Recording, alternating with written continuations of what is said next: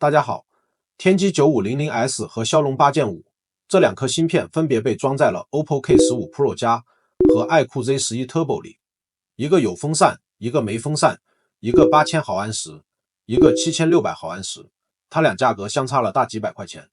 今天这期视频就是把这两个手机放在一起对比一下，所有手机都是我自费购买，大家别忘了给我多多点赞和关注。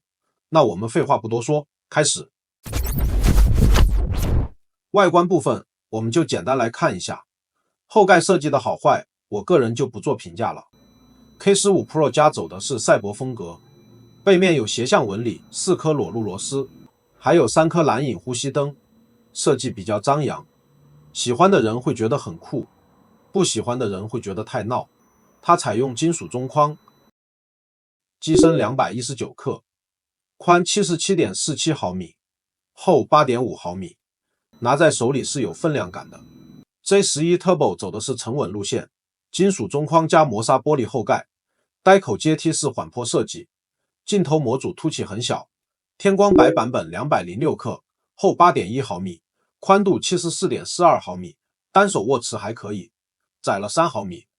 手感差距还是挺明显的。屏幕方面，两个手机都是 1.5K OLED 直屏， K15 Pro 加是 6.78 英寸165赫兹， J11 Turbo 是 6.59 英寸144赫兹。 K15 Pro 加的屏幕更大，刷新率更高， J11 Turbo 的尺寸更小，单手操控稍微有好一些。来看一组对比，蓝色两台差距不大，都偏紫蓝。红色这一项 K15 Pro 加的红更纯正，更接近正红， J11T 的红明显偏橙，往朱红方向走。绿色 K15 Pro 加饱和度更高，更鲜艳， J11T 的绿相对淡一些，更柔和。灰色和白色这一组最能看出色温差异， K15 Pro 加略偏冷，带一点点青蓝色调， J11T 相对中性，白色更干净，更接近标准白。16级灰阶过渡，两台都很完整，没有出现并接的情况，暗部细节都保留得不错。整体来说， K15 Pro 加饱和度和冷色调更重，看着更亮眼， J11T 调效更接近中性，看久了更耐看，这个就看你个人喜好了。亮度方面， K15 Pro 加手动最高亮度616尼特，自动激发亮度1240尼特左右， J11 Turbo 手动最高亮度830尼特左右，自动激发亮度1730尼特左右。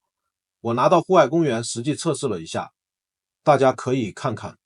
调光方面，两台机器中高亮度都是类 DC 调光，低亮度下 K15 Pro 加是3840 PWM 调光， J11 Turbo 是2160 PWM 调光。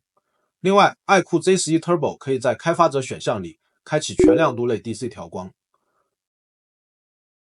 芯片方面， K15 Pro 加是天玑 9500S 8核全大核架构，最高主频 3.73 赫兹， J11 Turbo 是第5代骁龙8 3纳米工艺，最高主频 3.80 赫兹，安兔兔 K15 Pro 加大概300万， J11 Turbo 大概308万，几乎差别不是太大。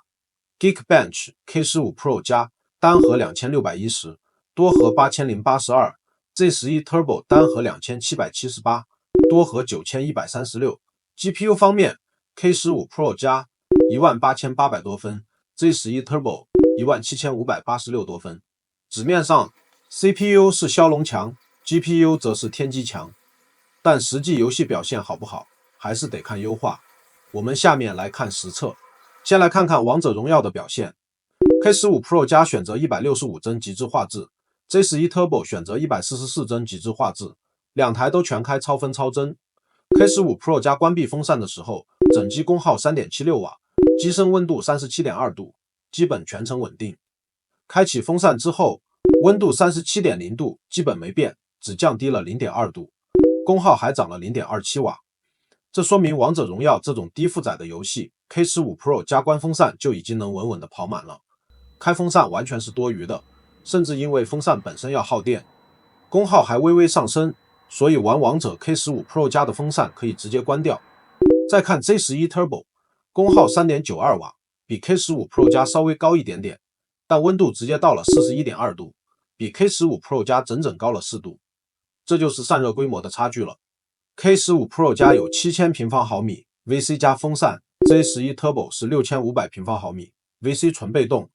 同样的游戏负载下 ，K15 Pro 加压得住温度 ，J11 Turbo 就明显更热。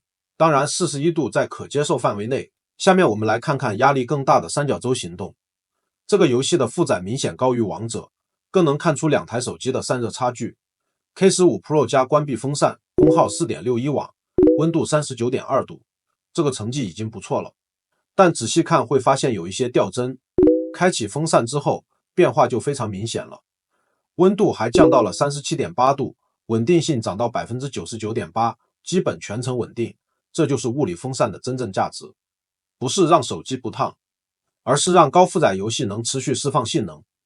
再看 J11 Turbo， 温度 42.7 度，比 K15 Pro 加开风扇的 37.8 度高了将近5度，随之稳定性也差了 10%。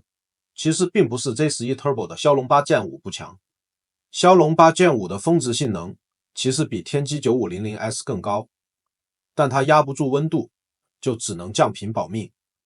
续航方面 ，K15 Pro 加电池是8000毫安时冰川电池 ，J11 Turbo 是7600毫安时蓝海电池，容量相差 5%， 两台手机覆盖你高强度使用完全没问题。充电方面，两台手机都是100瓦超级快充，两台手机都支持旁路供电，边充边玩不伤电池，这点都做到了。主摄对比拍照方面，这两台手机硬件差距不小。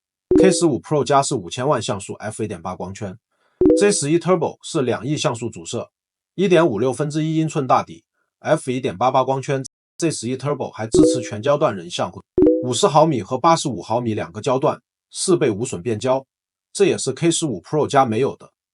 两者都支持 OS 防抖，这两部手机聊拍照不太符合定位，但我们看看样张对比吧。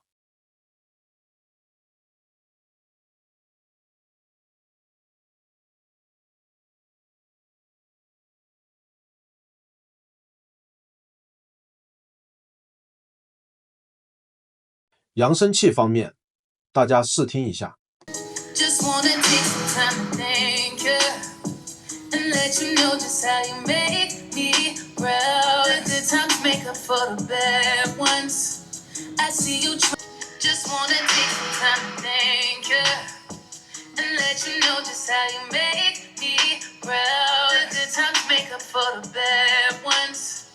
从听感上来讲，K15 Pro 加确实是比 J11 Turbo 好，马达的震感也是。导航定位方面，我用同一个导航软件，在同一时间、同一地点测试，对比了地下停车场和车道，都没什么误差。外围配置上，两台手机都有 NFC 双扬声器、3D 超声波指纹和满级防水。J11 Turbo 多了红外遥控 ，K15 Pro 加多了灵犀实体按键和蓝影呼吸灯。存储方面 ，J11 Turbo 最高有 16GB 加 1TB，K15 Pro 加全系只有 12GB 内存，最高 512GB 存储。视频到这里就结束了。如果你觉得视频还算有用的话，记得给我多多点赞和关注，感谢你的观看，我们下期再见。